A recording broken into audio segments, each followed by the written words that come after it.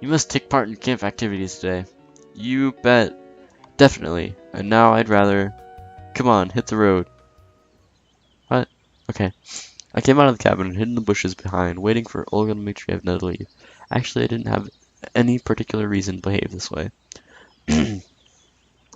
But the voice within me kept telling me that I had nothing to do with the lineup. After the camp leader left, I went back to the cabin and decided to wait for breakfast there. While I'm not planning to take part in community life today, cleaning and organizing, that's not what someone in my situation should be doing. 2 days have passed and I'm still there where I started. All tenants seemed to be perfectly ordinary people. They weren't involved in any conspiracy, weren't communicating with aliens, and had no idea about time warps. Of course, each of them is a bit peculiar, but these peculiarities do not step out of line at all. Moreover, having met any of these pioneers in my familiar world, I wouldn't suspect anything wrong.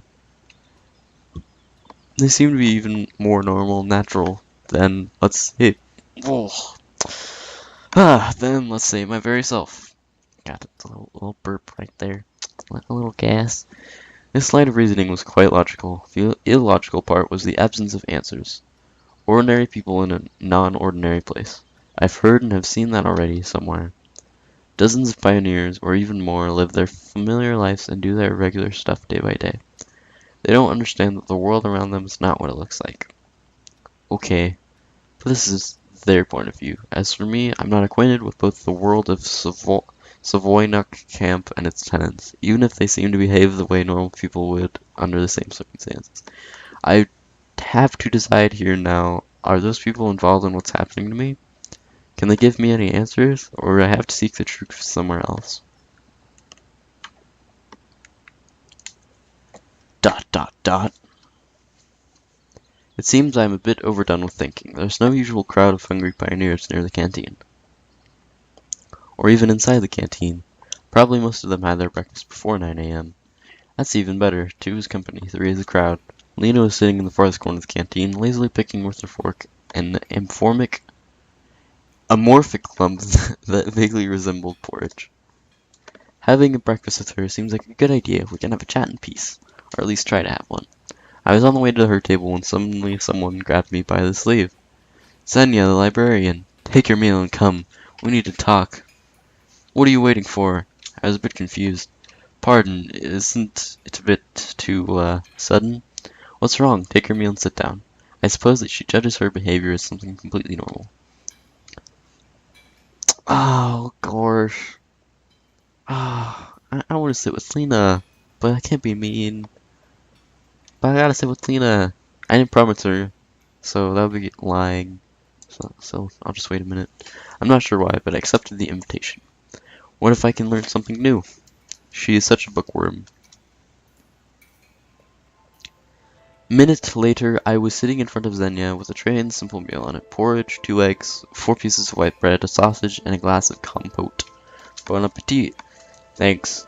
I decided to act as politely as I can, and also eat neatlier. Neatlier? Without champing and spilling crumbs of food and drops of compote. Compote. I don't know. So what do you want to talk about? Today at the library, I wasn't listening from this point onwards. I immediately recalled Olga Dmitrievna's words about scheduled events for today. Don't forget! Oh, what? I said don't forget to visit the library after lunch. What for? Were you even listening? Nope, I admitted honestly. Xenia's face turned red, then appeared green, then took off on the soft purple color. Today, after lunch, you, in the library. Get it, dunce? Dunce? What kind of curse is it? Though a pioneer must never use a curse word, how could I ever forget this rule? Yeah, sure, I apologize. Of course, I'll be there. Actually, I wasn't planning to go anywhere, but if you want to make someone speak, you need to sacrifice a bit at first. By the way, what year is it now? I totally lost the count. I decided to play fair. She looked at me perplexed and answered, have you completely gone bananas? Honestly, that's how I felt for the last few days. Xenia didn't reply. So, what year is it? I smiled kindly. Listen, why don't you visit the infirmary? Will they tell me what year it is there? Oh, certain, and even more. Gosh dang it. Wait, you didn't finish your meal, but it looks like she won't turn back. I was finishing chewing on sausage. Tasted like a twisted pear cable. Okay. I wondered if they have internet access here. Guess no. A pioneer sitting across the table has noticed me talking to myself and stared at me. I smiled and waved to him in return.